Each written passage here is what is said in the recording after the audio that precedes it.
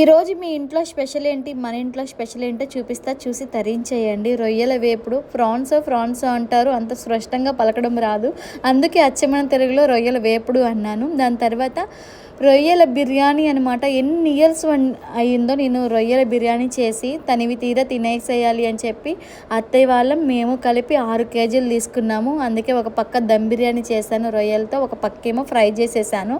మా అందరికీ కలిసి సరిపోతుంది, చాలా పెద్ద ఫ్యామిలీ కదా మాది, అందరం కలిసి ఇక్కడే తిందాము అని చెప్పి నేను కిందనే ప్రిపేర్ చేసేసా. నాన్ వెజ్లో ఏదైనా వండాలి అని అంటే మాత్రం మా ఇంట్లో ఎవరికైనా నేనే గుర్తొస్తాను, అంత బాగా చేస్తాను. మరి సెల్ఫ్ డబ్బా కొట్టుకోవాలి కదా, మీ అందరికీ తెలియాలి కదా. రొయ్యలు ఎన్ని తీసుకున్నా సరే, రొయ్యలు మొత్తం కర్రీ చేసినా ఫ్రై చేసినా ఎన్నే కనిపిస్తాయి కంటికి, ఎక్కువగా తృప్తిగా తిన్నట్టుగానే అనిపించదు.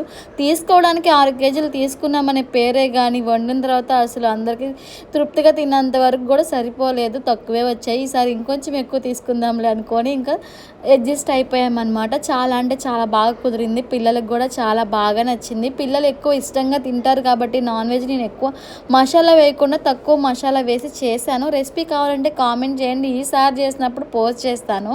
నా పిల్ల బుడంకాయలు అందరికి ముందే పెట్టేశాను. ముందు వాళ్ళు తినేశారనుకోండి మనకి పెద్ద పని తప్పిద్ది. ముందు వాళ్ళు తినేయడం అయిపోవాలి, వాళ్ళు తినేయడం అయిపోయింది అనుకోండి మనం కొంచెం లేట్ అయినా సరే నెమ్మదిగా తినచ్చు.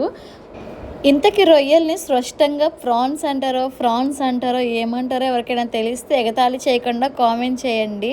నా కూతురు అయితే, పెద్ద కూతురు చాలా ఇష్టంగా తింటుంది, దానికి చాలా బాగా నచ్చేసిందంట. ఇంకా ఈ వీడియో అంతే, మర్చిపోకుండా సబ్స్క్రైబ్ చేసుకొని లైక్ చేయండి.